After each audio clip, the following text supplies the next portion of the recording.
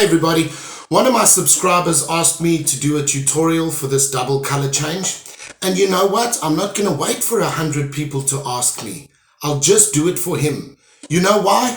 'Cause when it's over, it's one for all. Seriously, there's too much infighting within the magic community. And as inclusive as they try and let everyone know that they really aren't. Anyone who's been to a magic convention or to a magic club will attest to the fact that they're not all as inclusive as they'd like to think they are. But anyway, that's a topic for another day. If you have any questions or any tutorials you'd like me to do, ask, and I will more than likely do it, because that's just the way I'm going to handle my particular channel. So without further ado, if you haven't seen it, this is the effect.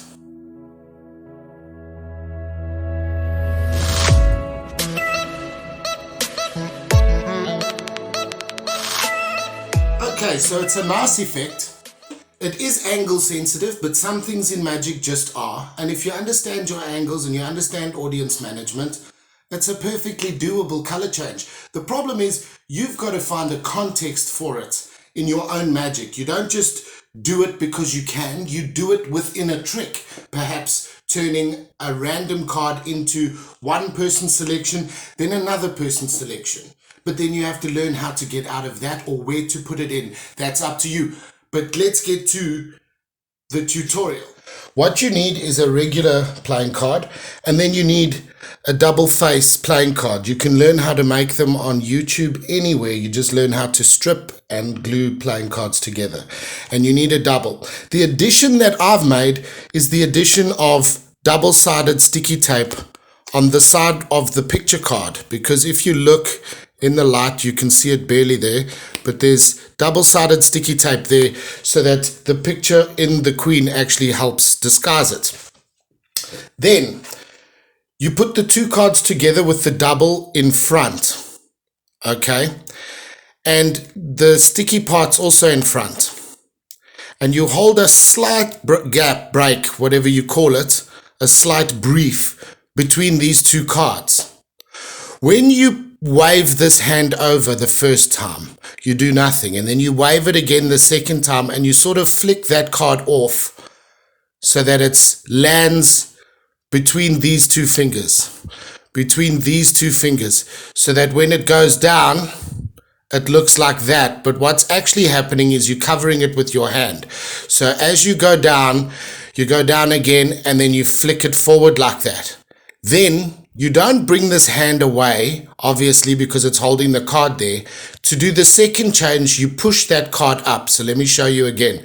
You push it up against the face of that card as you're closing your hands, and then you reveal the card.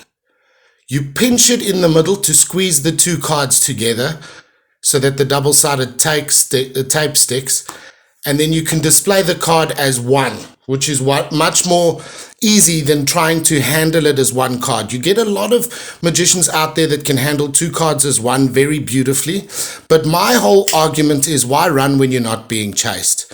You know, that's my point anyway. So any sort of assistance you can get will help. So let's go through it again. The first time you wave and you flick that over, sort of opening it like a book. Then to do the second change, you sort of push with these fingers in so that it starts pushing in onto that card like that.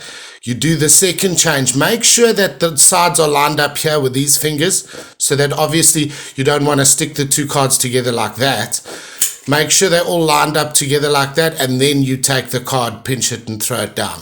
So let's go through one more time. The first one, you pull it down like that. Second one, you push it up like that, but that was the wrong one. Okay, there's the sticky tape. Okay, so let's go through it one more time.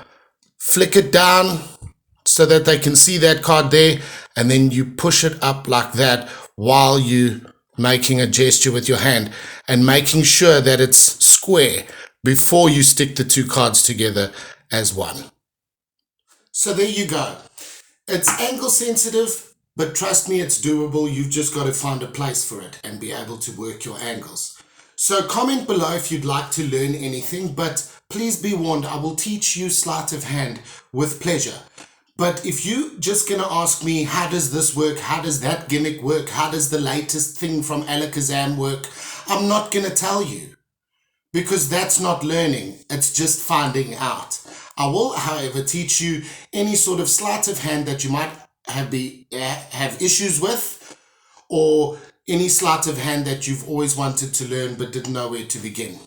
So like and subscribe, comment if you want to learn any sleights, and I will see you for my proper tutorial this week, because you know it, it's a doozy.